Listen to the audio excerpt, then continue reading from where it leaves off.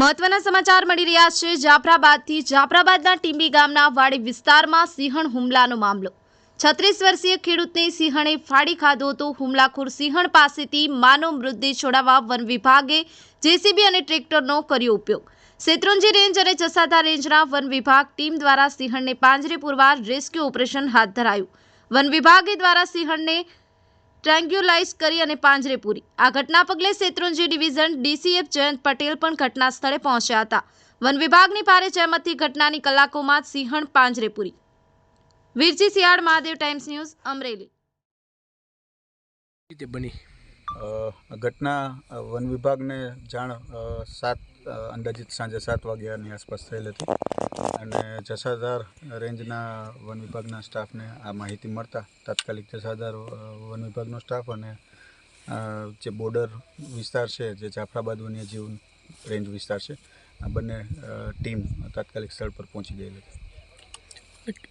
અને ખાસ કરી આ બનાવ બીનો તો કોઈ સિંહ દર્શન કરતું હોય, કેવી રીતે કોઈ બીજી કોઈ માહિતી મળી છે? લોકલ કોઈ સિંહને કોઈ હેરાનગતિ કરી હોય કે કરવાનું? ના, આ વિસ્તારમાં સ્ટાફ દ્વારા માહિતી મળેલ છે કે આ વિસ્તારમાં એ જે સિંહણ જેનું છે, જે આ હુમલો કરેલ છે, એ આ વિસ્તારમાં જ અવર જવર કરતું હતું અને આ વિસ્તારથી માહિતગાર હતું અને ગામ લોકો પણ આ વન્ય પ્રાણીથી માહિતગાર હતા।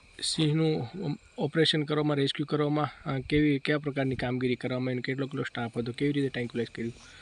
એટલે જસાધાર અને જાફરાબાદ વન્યજીવ રેન્જના બંને આરએફઓ, વેટરનરી ઓફિસર, ફોરેસ્ટર, વનરક્ષક, ટ્રેકર બધા સાથે મળી અને અંદાજિત 10 વાગ્યાની આજુબાજુ વન્ય પ્રાણીને સફળતાપૂર્વક ટ્રેન્ક્યુલાઇઝ કરી અને રેસ્ક્યુ કરી લીધું છે। સર, જિલ્લામાં માનવ મૃત્યુના બનાવો સતત વધી રહ્યા છે સિંહ દીપડા દ્વારા, લોકોને શું મેસેજ આપશો?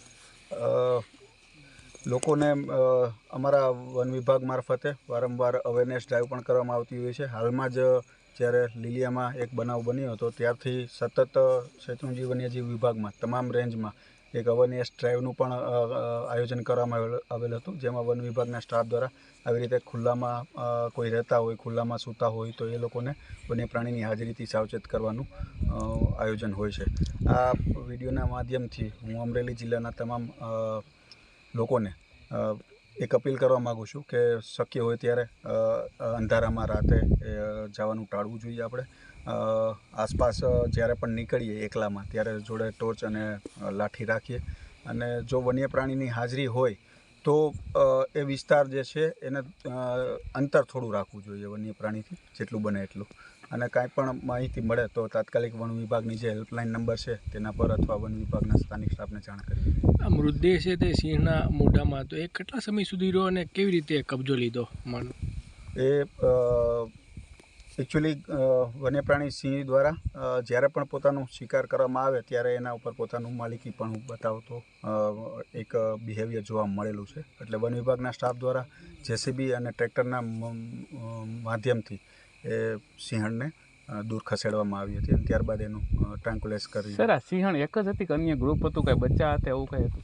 આ સિંહણ સાથે 3 બચ્ચા પણ છે, પણ એ મોટા છે અને એ બચ્ચા જે છે એ બીજા ગ્રુપ સાથે પેલું એમનું અવર જવર થતી હોય છે। Okay sir, thank you.